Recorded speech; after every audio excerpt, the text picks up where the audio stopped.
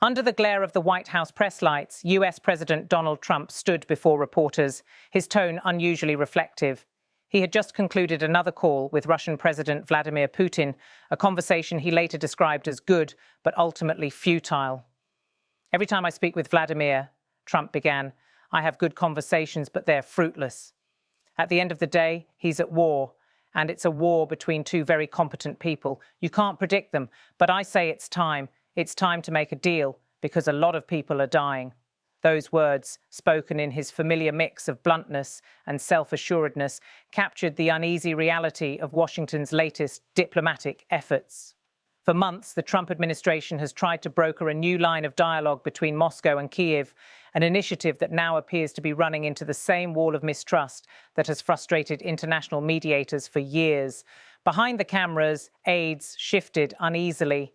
The president's admission that his talks with Putin were futile marked a striking public acknowledgement, one rarely voiced so plainly by a sitting US leader. It was a message that resonated across global capitals, from Brussels to Berlin, where diplomats have long debated whether Trump's outreach to the Kremlin was a tactical gamble or an outright misstep.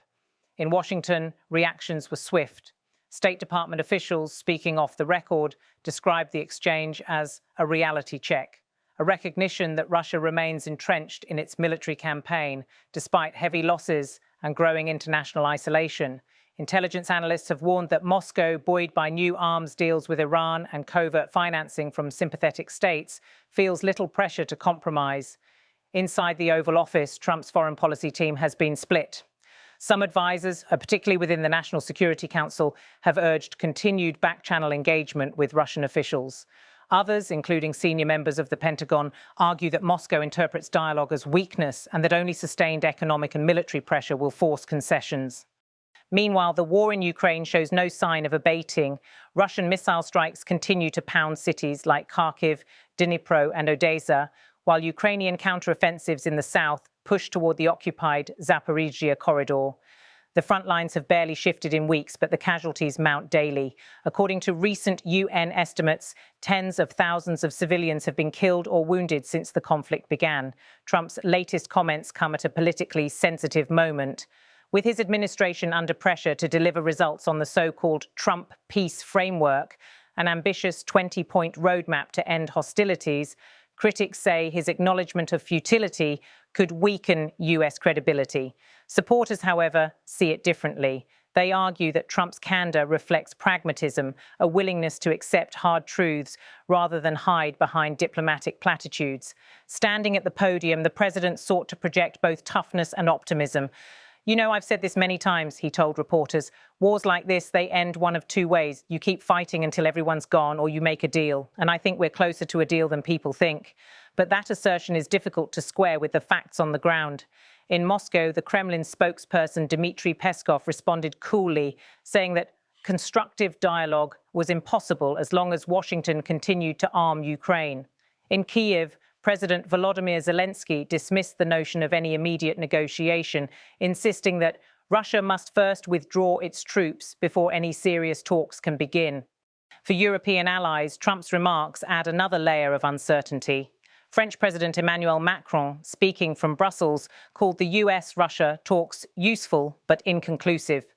German officials privately expressed concern that Washington might shift toward a more isolationist stance, leaving Europe to manage the war's consequences alone. The political implications at home are equally stark. With the US presidential election approaching, foreign policy has once again become a campaign flashpoint. Trump's opponents accuse him of undermining Ukraine's resistance by portraying Putin as a rational negotiator.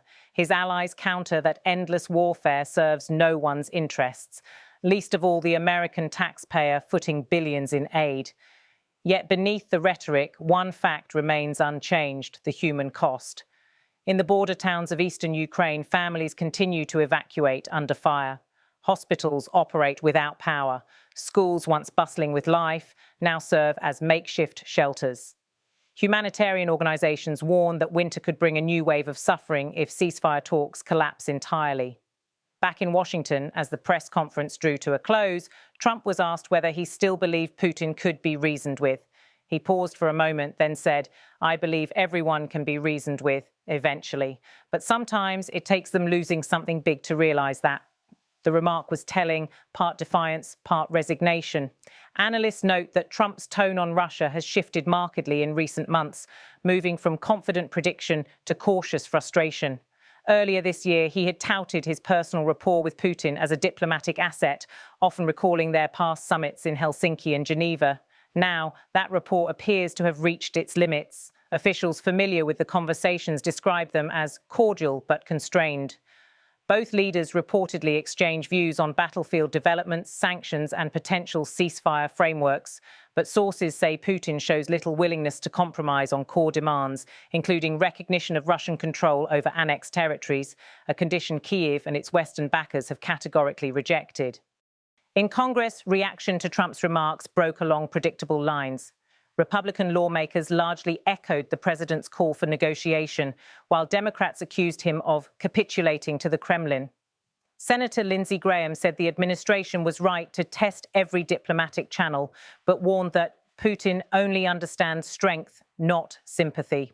As night fell over Washington, the White House released a brief written statement reiterating U.S. support for Ukraine's sovereignty and pledging continued humanitarian assistance. But the tone was noticeably restrained, suggesting a recalibration in messaging after the president's unscripted comments. Foreign policy experts say Trump's candor reflects a broader strategic dilemma: how to balance pressure on Moscow with the growing fatigue of Western publics. European leaders facing domestic unrest over energy prices and refugee inflows are increasingly wary of open-ended commitments. Meanwhile, polls in the United States show a gradual decline in public support for further military aid to Ukraine. Trump's team insists that the president's statement was not a policy reversal, but rather a frank acknowledgement of the complex realities on the ground. Still, his use of the word futile, repeated in headlines worldwide, has fueled debate over whether Washington's approach to the war needs a fundamental rethink. Inside the Pentagon, planners continue to monitor Russian troop movements near key flashpoints, including the Donbass front and the Black Sea corridor. U.S. intelligence has also tracked the delivery of Iranian-made drones and North Korean artillery shells to Russian forces, underscoring the war's growing international dimensions. At the United Nations, diplomats are preparing for another round of emergency consultations on humanitarian access, with mounting calls for an independent investigation into alleged war crimes. In Geneva, human rights observers warn that the conflict is eroding global norms, citing the scale of civilian displacement and the use of banned munitions.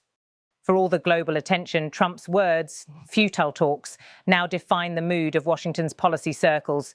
Weary, cautious, but still searching for a path out of the stalemate.